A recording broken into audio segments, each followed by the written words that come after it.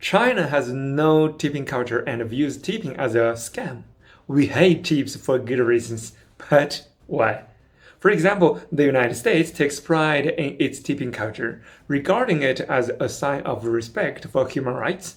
It even uses this to mock China for not knowing how to respect workers. Due to the spread of American hegemony, tipping has emerged worldwide.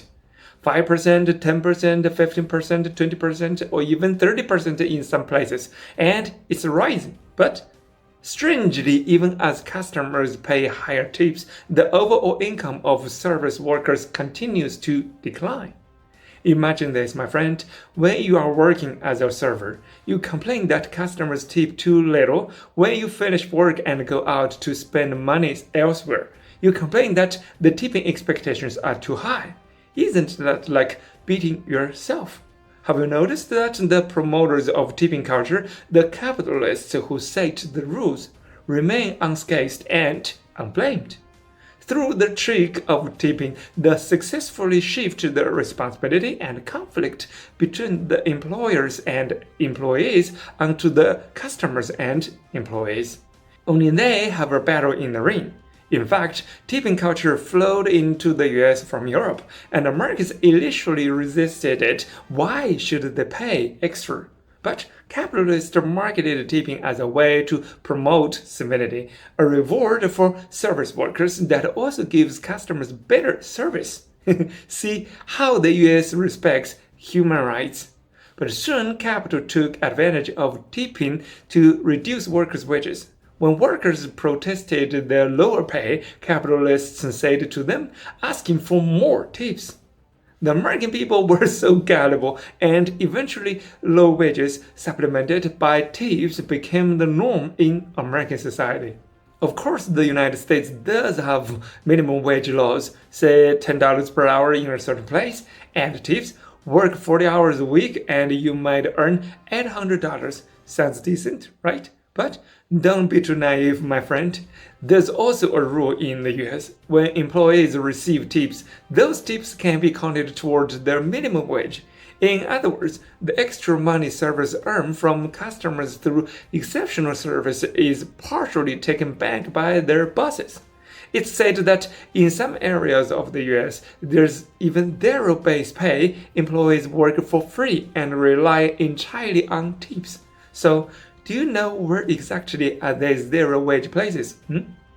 Nowadays, many Americans don't blame their bosses for low wages, but instead blame customers for tipping too little.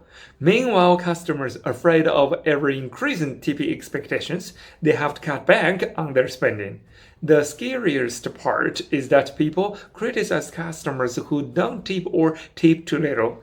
Every time I travel abroad, I have to prepare a lot of small change, which is very troublesome for me, because I have to do as the Americans do. Even ordering takeout requires tipping, but I've already paid a delivery fee before that. In reality, because the employers pay much low wages, tips are crucial, and many people still don't have jobs. They can't say no. The amount of tips customers give ultimately leads to judgment from servers. Tip too little, and everyone looks down on you. Tip too much? But what about next time? Customers are forced to choose the middle option among high, medium, and no tipping suggestions, seemingly given a choice, but in reality, having none, right? Not tipping isn't an option either, as servers will ask why you didn't tip. Does tipping actually improve service quality? Well, China doesn't have tipping, and I don't think service here is worse. In China, bosses pay servers wages, provide training, and manage them. Good or bad service leads to customer feedback or complaints directed to the boss, and servers face corresponding rewards or penalties. Suppose you spend $100 on a meal in China, the restaurant pays the server $30, and the remaining $70 covers costs and profit, with the boss taking full responsibility. But in the US, you spend $100, the restaurant takes $95, the server gets $5, and then the server chases the customer for an extra $25, which you are expected to pay. The restaurant pockets an extra $25, the customer spends $125, and the server's $30 remains unchanged. But if the customer doesn't want to pay that much, the server wants more, or the service is not so good, it has nothing to do with the restaurant owner. The boss completely shirks its responsibility. You see? The conflict shouldn't be between customers and servers, but between customers and businesses, or between businesses and servers, right? Even when additional services are required in China, service charges are often included in the total bill. No one asks customers to pay separately, and customers must be informed in advance and agree to it. Otherwise, we refuse to pay extra. And in China, many business owners try to adopt the American tipping culture. They are as great as the American capitalists, but most of them ended up going out of business. Chinese consumers generally despise tipping.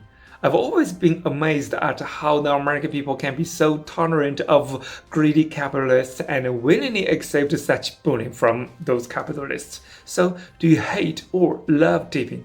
Subscribe, my friend, at Eastern Perspective for reference.